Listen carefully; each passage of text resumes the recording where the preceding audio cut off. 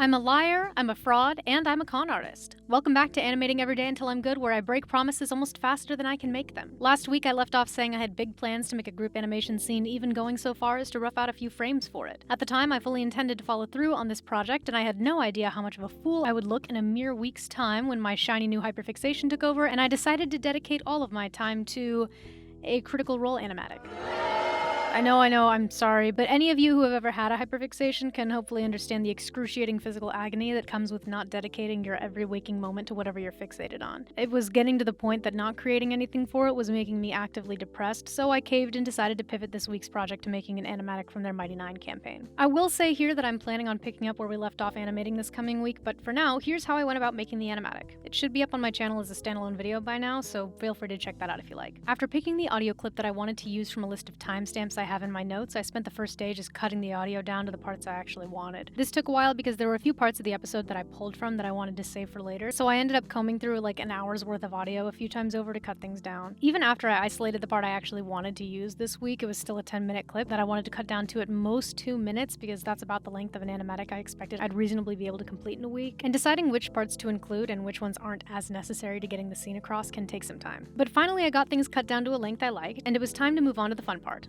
Thumbnails. The thumbnails are fun, as long as I don't think too hard about what I'm doing. The second I start agonizing about perspective and how many backgrounds I'll have to draw, I start losing steam, but thankfully the power of my hyperfixation pretty much overrode all of the usual dread that comes with thumbnails, specifically the dread of knowing I'm committing to an even larger project and all the pieces that will go into it and all the things I'm going to have to draw, and oh my god, why did I even start it at all if it's so much work? So I cruised right on through the whole scene in a single sitting and felt very self-satisfied about it. Usually I start by writing out the dialogue or general story cues underneath a bunch of little frames and then fill them in as I go, listening back to the audio when necessary to make sure I'm nailing the tone as best I can. I tend to have a few really strong visuals in mind already when I'm storyboarding, like this one for example. I stole a gun! That can help me build the scenes around it if I get stuck. For this particular project, I tried to worry less about the backgrounds because this whole thing is just for fun and I wanted to make sure I was enjoying it more than I was dreading it, which worked all the way up until I timed the thumbnails out to the audio in Clip Studio Paint, and then I had to go back and actually draw the roughs. When it comes to my rough storyboards, this is a step I honestly wish I could just fuse with my final boards, or at least that I would spend less time on the roughs to make sure that when I did come through with the final lines, I felt less compelled to make everything perfect. And to be fair, if I was making rough boards for a final clean animation, I wouldn't be wasting time making a rough version and then a clean version of just the animatic. But since this project was intended to exist on its own only as an animatic, the pressure was on to make sure I made something that both communicated what was happening effectively and was pretty to look at. Ideally, I'd be able to achieve this with a single pass. Most important is the communication part, but I also want to make sure that I'm landing my proportions on the first pass so I don't have to waste time going back and rearranging characters like a potato head toy to get them looking at least in the realm of anatomically correct. Spoiler alert, everyone's heads are fucking huge, and I ran out of time to go back and fix everything, so rip me, I guess. I think I've been drawing warrior cats for too long. I'm forgetting what people look like. I went into the roughs with the mentality that I was going to come back in and clean them up later, which was helpful as far as actually drawing out the panels and not wasting time on making them look pretty, but ended with me taking way more time than I should have on the cleanup, and then ultimately running out of time with how many adjustments I could actually make. The moral of this particular story is that I need to work on getting my proportions right the first time, and that means I should probably be practicing more traditional art. You can take 5 hours of figure drawing every week for a year, but it turns out that if you stop studying for long enough, you might just fall back into old habits. Like making everyone a fucking bobblehead! You can definitely see where I started feeling the pressure of my deadline because the first few panels are nice and clean with more attention to detail. I took my time with the hands, I drew more details on the clothes, and the backgrounds had some semblance of effort. After the first panel, I pretty much gave up on perspective. And when it came to actually drawing the gun, let's just say it's a good thing I found this 3D model to reference because no way was I ever going to be able to draw that thing correctly without training wheels on. Always cite your sources, my friends. Anyways, while I used the rough pass to add more frames to demonstrate movement, I used the cleanup pass to obviously clean up. This is where my 1-week deadline was super helpful because I'm prone to wasting time making things look pretty where they don't need to be, when animatics are more about making sure your story and your character's actions are clear than making every single panel into a beautiful illustration. Speed is your best asset here, especially in situations where you need to bring your project to review. Making things too clean if I had supervisors I was waiting on critique from would hurt me more than it would help me in the long run, which is why I want to get to the point where my so-called rough pass is clear enough without me having to go back and tidy things up. But for the intents and purposes of making a little YouTube video for fun, giving myself a little more space to refine the project doesn't hurt, and I had so much fun drawing Not the Brave, rip everyone else, but there's only room in this hyperfixation for one character, and the goblin stole my heart, that it was as much a labor of love as anything. After cleaning up the lines, it was time to slap in some colors to finish things out. I went over the background lines and grays to push them back a bit, and then I color-coded all the characters because why not? I go back and forth on whether to use grayscale or color coding when I make silly animatics like these, but generally it depends on whether I heavily associate the characters with a designated color already and the relative levity of the scene. Since the scene is obviously silly, I wanted to add that flair of whimsy. One of my favorite board artists, Wolfie the Witch, did the same thing with one of their Critical Role animatics, and while the intention wasn't to pull from their palette, I would have felt weird knowing I did something so similar without pointing out that they did it first, and did it better. Highly recommend checking out their work because Wolfie is so amazing. Anyways, I won't show the finished product here since I don't want to double up on the actual video I posted, but consider this week's installment of AED a sort of making of episode. Next week I'm planning to get back on track, but it was fun to make something just for fun this time, so thank you for indulging me. As always, much love, and I'll see you guys in the next one.